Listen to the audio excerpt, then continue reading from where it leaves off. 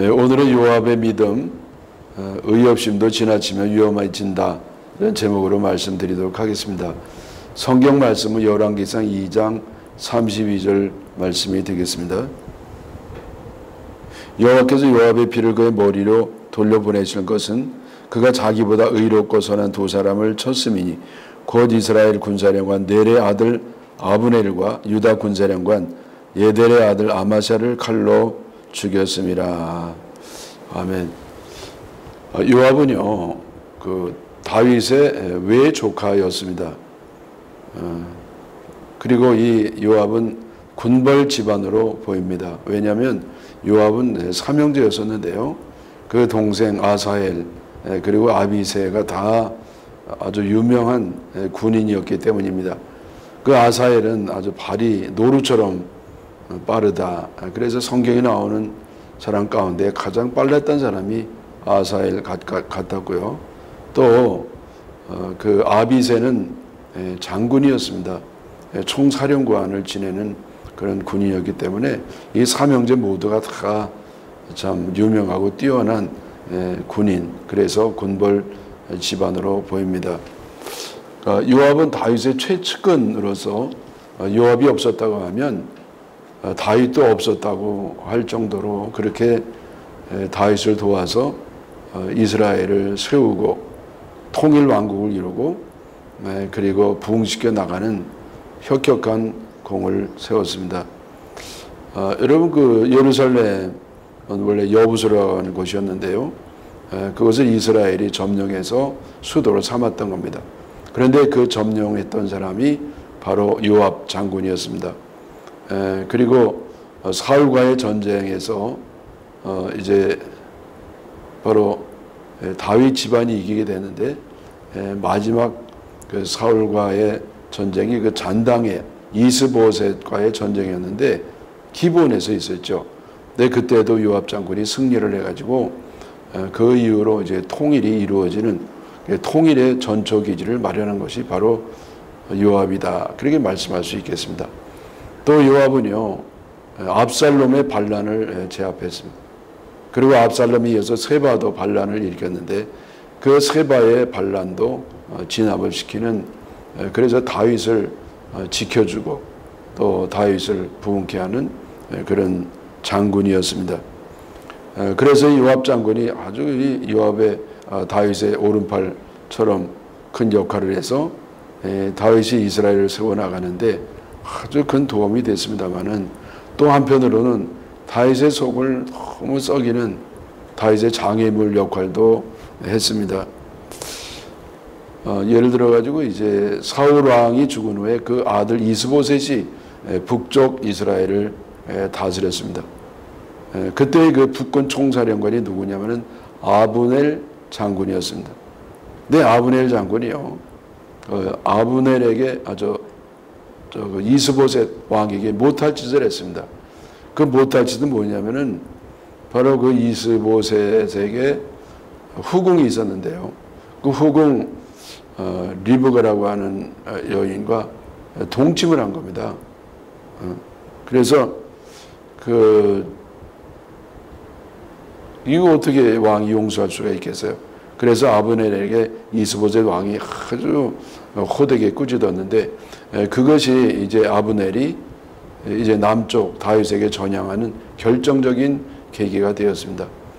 그래서 아브넬이 이제 다윗에게 이제 전향하겠다고 타진을 했더니 다윗이요, 조건을 걸었습니다. 그 조건이 뭐냐면은 미갈을 데려오라는 겁니다. 미갈은 사울의 딸이었잖아요. 그래서 서로 연애도 하고 그랬는데 결국 결혼까지 했습니다만은 이제 사울이 나중에는 다윗을 이제 시기하고 미워해가지고 그 딸을 다른 사람에게 줘버리고 말았습니다. 근데 그걸 데려오라는 거예요. 그래서 이 아브넬이 자기가 이제 남쪽으로 전향하기 위해서 이제는 그 미갈을 데려오는데 강제로 이제 데려오게 됩니다. 다윗이 아주 당연히 너무너무 환영을 했죠. 아주 잔치를 베풀면서 이 아브넬을 대대적으로 환영했고요. 그리고 이제 아브넬은 다윗에게 충성을 맹세합니다. 그래서 아주 화기애애한 분위기 속에서 이제는 아브넬이 돌아가게 됩니다. 때마침 이제 요압이요 기본과의 전쟁에서 헤브론으로 복귀하게 됐습니다. 그리고 이제 아브넬이 다녀갔다고 하는 소식을 접하게 되었습니다. 이 요압이요 이제 화가 잔뜩 났어요. 왜냐하면 이 아브넬을 아주 좋지 않게 봤거든요. 그리고 아브넬이 전쟁에서 자기 동생 아사엘을 죽인 그런 장군이었습니다. 그래서 아주 그 아브넬에 대해서 좋지 않은 심정을 갖고 있었는데 아브넬이 다윗에게 왔다가 그냥 아주 좋은 분위기 속에서 환영받고 다시 간 겁니다. 그래서 이 요압이 너무 화가 나가지고요 아주 다윗에게 따졌습니다. 세상에 어떻게 이럴 수 있느냐고. 아브넬이 뭐 진심으로 전향한 게 아니라 정탐하려고 이렇게 거짓으로 꾸미고 온 건데 그거를 잡아 죽이지 않냐고 살려가지고 이렇게 잔치를 베풀고 성대하게 환영하고 돌려보내다니 어떻게 이런 일이 있을 수가 있냐고 다윗에게 막 따지고 대들었습니다. 그랬더니 다윗이 그것을요 받아들이지 않죠. 왜냐하면 이 아브넬이 전향함으로 해서 북군 총사령관이니까요. 이게 전쟁을 하지 않냐고 통일할 수 있는 결정적인 기회가 왔는데 그거를 뭐 기회를 무산시킬 수가 없었던 것이죠. 그래서 다윗이 이렇게 요압의 그 건의를 받아들이지 않았습니다. 그랬더니 요압이 화가 잔뜩 났어. 그래서 사실은 다윗에게요 못할 짓을 했습니다. 그것은 아브넬에게 이제 조서를 써서 보냈어요. 빨리 돌아오라고. 이 다윗이 이렇게 쓴 것처럼 꾸며가지고 속여가지고 아브넬을 집에 가고 있는 것을 오라고 합니다. 그랬더니 아브넬이 뭣도 모르고 온 겁니다. 요압에게요. 그때 요압이 아브넬을 죽입니다. 그래서 이 일 때문에 이 다윗이 너무 마음이 힘들었습니다. 또 하나 요압이 일으킨 다윗에게 장애물이 된 사건 뭐냐면은 아마사를 죽인 겁니다. 이 아마사 장군 누구냐면은 세바가 반란을 일으켰을 때 그 세바의 반란 세력을 토벌하라고 하는 그런 사명을 가지고 임명이 된 겁니다. 그런데 아마사가요 리더십이 부족해가지고 이 군사를 조직조차도 못합니다. 그래서 이 다윗이 할 수 없이 다음에는 누구를 세바 세력 반란의 토벌 장군을 세우느냐, 바로 아비새 장군을 세워요. 근데 아비새는 제가 말씀드린 것처럼 요압의 동생이었습니다. 그래서 이 아비새가 총사령을 맡았는데 이제 그 세바를 잘 토벌합니다. 근데 토벌하는데 누가 공로를 세웠느냐? 요압이 공로를 세웁니다. 이 형이 전쟁에 너무 능하기 때문에 그 형을 이제 모셔와 가지고 이제는 세바를 토벌을 했던 겁니다. 그래서 이 요압이 세벌 토벌을 통해서 다윗 왕 그리고 이스라엘 백성들에게 자기의 능력을 또 한 번 과시하고요, 또 인기가 올라가게 되었습니다.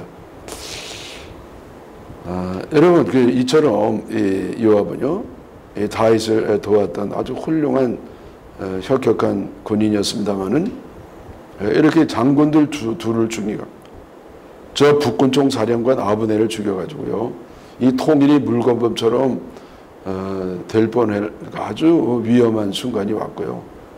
물론 나중에 다 이제 통일이 됩니다마는 또 하나는 아마사 장군을 죽인 남쪽 총사령관을 죽이는 그런 일이 일어나게 됩니다. 자, 여러분 왜 이렇게 요압이 그 장군들을 죽입니까? 왜냐하면 자기 앞길에 장애가 된다고 생각해서 그렇게 죽였고요. 말씀드린 것처럼 자기 아들의 동생의 복수를 위해서, 또 아마사는요 다윗이 자기하고 의논도 하지 아니하고 그리고 자기를 제쳐놓고 아주 그냥 아마사를 임명한 겁니다. 그게 너무 서운한 생각이 들었던 거예요. 그래서 이 다윗의 임명한 아마사를 인정하고 싶지 않았습니다. 그래서 아주 죽여버리고 말았던 것이죠. 자, 여러분, 이 정도 되면은요, 보통 사람 같으면 뭐 버티지 못합니다. 임금이 죽이고 마는 겁니다. 그렇게 불순종하고 거역하고 방해된 사람을 어떻게 죽이지 않겠어요? 그러나 다윗은 이것을 죽이지를 못합니다. 왜냐하면 요압이 인기가 너무 많았어요, 백성들에게. 그리고 혁혁한 공로를 세웠기 때문에, 그리고 그 세력이, 요압의 세력이 너무 컸기 때문에 그거를 이제 죽일 수가 없었던 겁니다. 그래서 요압을 제척하려면 더 뚜렷한 제척 사유가 있어야 됐습니다. 그런데 이렇게 있다가 결국은 아주 그 제척할 좋을 그런 기회가 오게 되었습니다. 그것은 뭐냐면은 다윗이 왕위를 계승할 때였습니다. 이제 세월이 흘러가지고 이제 많이 다윗이 늙어가지고 이제는 자기 왕위를 물려줘야 되는데, 이때에 다윗은 솔로몬에게 왕위를 물려주려고 했습니다. 근데 요압은요, 이 다윗의 뜻을 따르지 아니하고 다윗을 거역했습니다. 그리고 다윗을 거역해가지고 누구를 옹립하느냐? 아도니아를 옹립해요. 그래서 아도니아는 이 솔로몬의 형이었는데, 물론 왕자죠. 다윗의 아들이었고요. 근데 이것 때문에 이제 결국은 죽임을 당합니다. 죽임을 당할 때도 다윗 왕이 죽이지 아니하고요, 유언을 할 때 솔로몬에게 죽이라고, 반드시 죽여야 된다고 유언하면서 결국은 솔로몬에 의해서 죽임을 당하게 됩니다. 그래서 여러분, 요압은 참 다윗을 도운 훌륭한 그런 군인이었습니다마는 결국은 다윗에게 불순종하고 거역하고 그러다가 결국은 죽임을 당하는 참 끝이 불행한 결과가 오게 되었습니다. 자, 여러분, 왜 요압이 다윗의 명령을 어기고 그렇게 제멋대로 거역하다가 멸망을 당하는 그런 반역을 하게 됩니까? 두 가지 이유가 있다고 생각해요. 하나는 권력욕 때문에 그렇습니다. 다윗은요, 자기가 2인자였어요. 다윗 다음에는 민간인으로서는 가장 막강한 그런 2인자였었는데, 근데 이제 아브넬 장군을 죽인 것, 그리고 아마사 장군을 죽인 것은요, 왜 죽였느냐? 제가 아까도 말씀드린 것처럼 자기 위치가 이 사람들 때문에 불안해질까봐 그렇게 죽였던 겁니다. 물론 여러분, 아브넬은 자기 동생 아사엘 복수하느라고 아브넬을 죽였기도 했습니다만은, 그거보다도 더 속 깊은 이유는 뭐냐면은 자기 앞길에 장애가 있거나 자기 자리에 위협이 된 사람은 가짜없이 죽여버렸기 때문에 그렇게 죽이게 됐던 것이었죠. 또 두 번째, 이게 더 중요한 이유인데, 그건 뭐냐면은 지나친 의협심 때문이었습니다. 요압이 이제 다윗 왕의 후계자로 솔로몬을 지지하는 걸 뻔히 알면서도 그렇게 반역을 일으킨 이유는 뭐냐면요, 두 가지였어요. 하나는 서열이 그 아도니아가 더 높았습니다.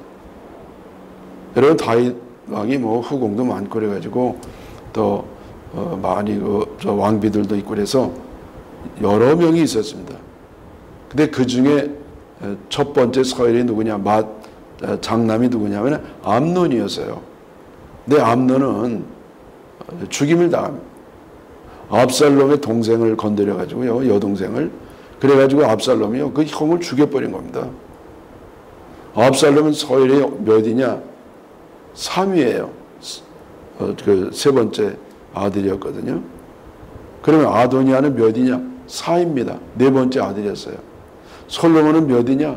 10번째 아들이었습니다. 그래서 이 서열로 보면 이거 뭐 암논이 죽었기 때문에 또 압살롬은 죽고요. 그게 남은 게 아도니아이기 때문에 아도니아가 왕이 돼야 된다고 생각해가지고 결국 다윗의 뜻을 거스른 것으로 보입니다. 또 하나 이유는 뭐냐면요,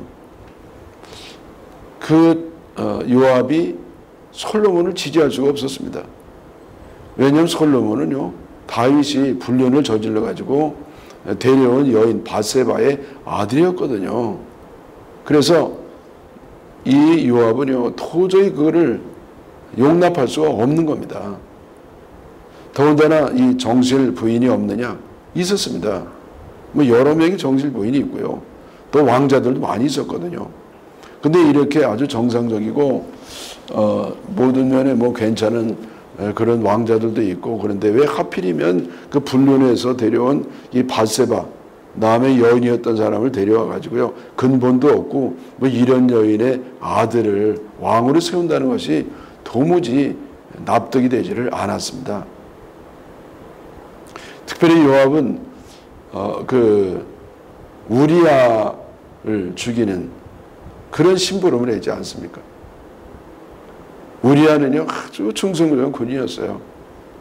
근데 그 부인을 이렇게 부인이 바세바였는데, 그와 이제 다윗이 바람을 피다가 그 애가 생기니까요, 알리바이를 만들기 위해서 뭐 포상교를 주고, 그래도 뭐 자기 군인들이 열심히 충성스럽게 전쟁에 임하는데 자기는 도저히 잠잘 수 없다고, 그래서 결국 집에서 자지 아니하고 돌아가서 열심히 싸웁니다. 그래서 다윗이 할 수 없이 비밀 문서를 보내죠. 비밀 편지를 써가지고 요압에게 보내는데, 그 편지 내용은 우리아를 최전방에 내보내는 거예요. 아주 위험한 전쟁 최전방에 내보내서 죽이라는 겁니다. 여러분, 요압이 그 명령에 그대로 따릅니다. 결국은 충성스러운 군인이 죽게 되는 참 불행한 일이 일어나게 되는데, 그때 이 요압이 이 다윗의 심부름을 했지만은 속으로는요, 왕이 이러면 안 됐는데 이건 아니야, 그런 생각이 있었을 겁니다. 그래서 그 우리아의 아내, 충성을 군인의 아내 그 바세바 여인이 난 솔로몬을 인정할 수가 없었던 겁니다. 근데 그러면 왜 요압이 잘못됐느냐? 바로 그 한 가지 이유죠. 왕의 명령을 어긴 겁니다. 왕이 후계자를 세우는데 다른 사람을 옥립했다고 하는 것은 이건 쿠데타와 다름이 없습니다.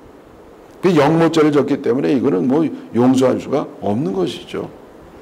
또 요압이 용서받을 수 없는 더 심각한 이유는 뭐냐면은 그 솔로몬을 왕으로 세우는데 그 뜻이 누구에게 있느냐? 하나님께 있었습니다. 하나님이 솔로몬을 왕으로 세운다는데 어떻게 그거를 거절합니까? 그래서 이 요압이 그 죽임을 당한 이유는 뭐냐면은 하나님보다도 더 의로워서 그래요. 의협심이 지나쳤습니다.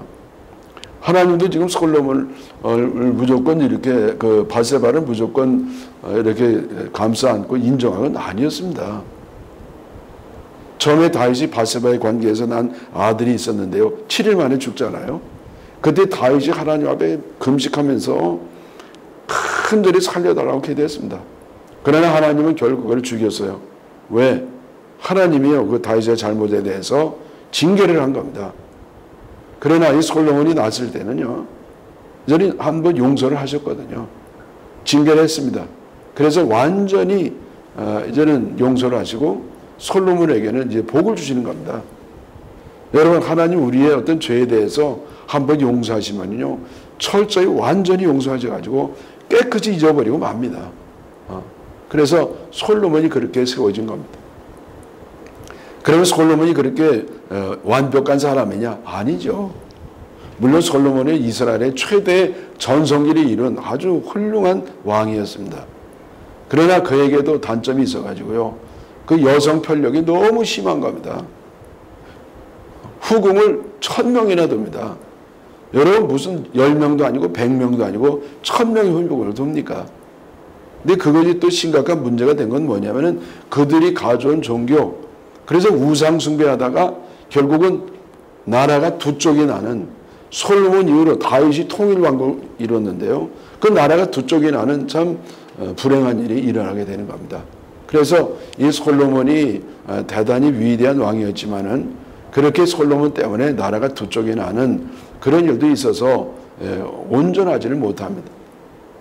그런데도 하나님 왜 솔로몬을 세우시느냐? 왜냐하면 그만한 사람도 없기 때문이에요.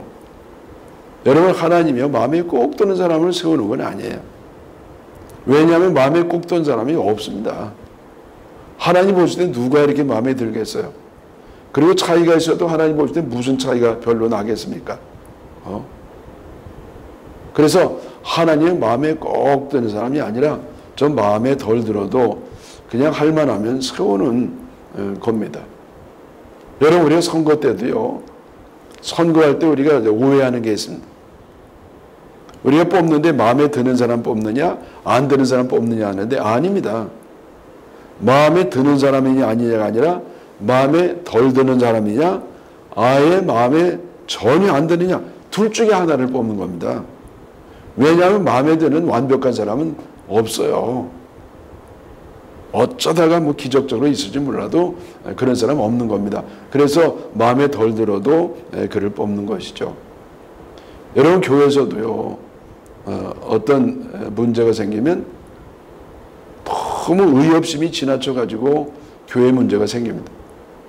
물론 실수한 사람에게도 문제가 있지만은 교회에 더 문제를 일으키는 사람은 너무 지나치게 의로워요. 하나님은 더 의롭기 때문에 그 실수를요 절대 용납을 못하는 겁니다. 그 용납을 못해요.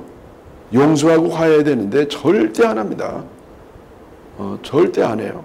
그래서 이렇게 되면 결과가 뭐냐? 교회가 둘로 쪼개집니다.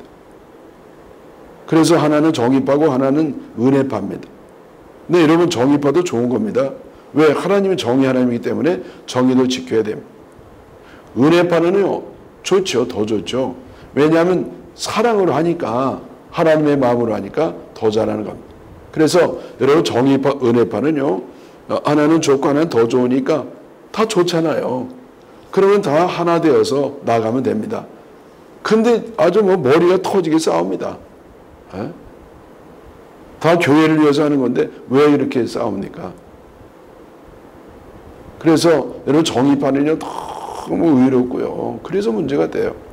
또 은혜파는요 또 모든 걸 너무 덮으려고 해요. 여러분, 모든 걸 덮으면 안 됩니다. 그럼 기강이 무너지거든요. 그래서 제가 종종 말씀드리지만은 사랑을 행할 때는 정의의 정신으로 행해야 되고, 정의를 행할 때는 사랑의 정신으로 행해야 됩니다. 그래서 여러분, 이 요압이 왜 그렇게 무너졌느냐? 그가 권력욕 때문에도 무너졌지만은 아주 중요한 핵심적인 이유는 지나치게 의협심이 많아서 그래요. 여러분, 지나치게 의협심이 있다고 하면 다 내려놓으시고 하나님보다는 덜 의로우시기를 주님의 이름으로 축원합니다.